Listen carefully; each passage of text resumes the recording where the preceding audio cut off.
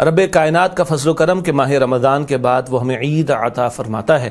دین بڑا پیارا دین ہے، ایک عظیم عبادت کی تکمیل ہو رہی ہے تو عید الفطر عطا ہو رہی ہے، ایک عظیم عبادت حج کی مکمل ہوتی ہے، عید الاضحیٰ عطا ہوتی ہے۔ خوشی منانا ہر قوم کے اندر ایک فطری تقاضا و جذبہ ہوا کرتا ہے، ہمارا دین دین فطرت ہے، اس نے بھی خوشی کے مواقع عطا فرمائے۔ لیکن کیا پیاری خوشی ہے مسلمانوں کی، دن کا آغاز اللہ اکبر لا الہ الا اللہ واللہ اکبر وللہ الحمد، اللہ کی تکبیرات سے ہوتا ہے، سبحان اللہ۔ کیوں؟ ہماری عید، ہماری خوشی بھی اللہ کے حکم کے تابع ہو۔ مسلم وہ ہوتا ہے جو اپنی مرضی نہیں چلاتا، رب کی مرضی کے تابع رہتا ہے۔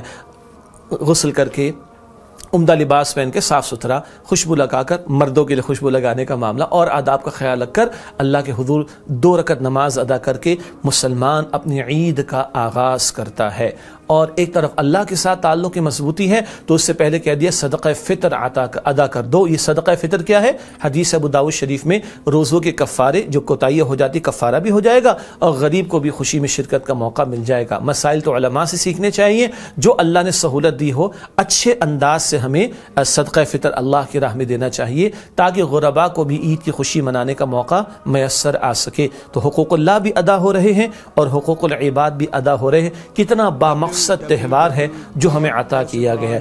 ہاں، مسلمان خوشی میں دیوانہ ہو کر گناہوں میں، نافرمانی کے کاموں میں مبتلا نہیں ہو جاتا، اپنے ماہ مبارک کی، رمضان کی جو عبادات ہیں ان کی قبولیت کا ایک بہت بڑا اظہار اس بات سے ہوتا ہے کہ رمضان کے بعد زندگی میں تبدیلی آئے، ہم اپنے آپ کو گناہوں سے بچانا ہے۔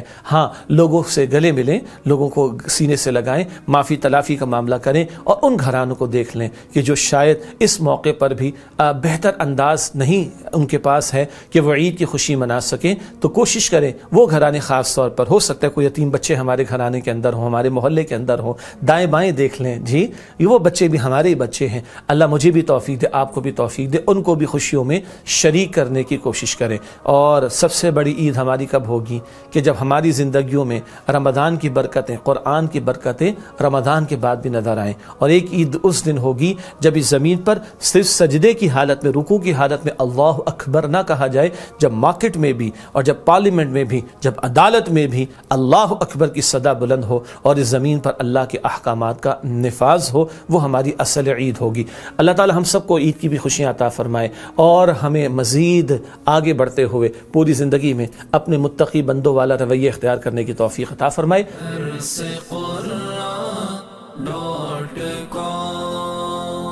www.darsequran.com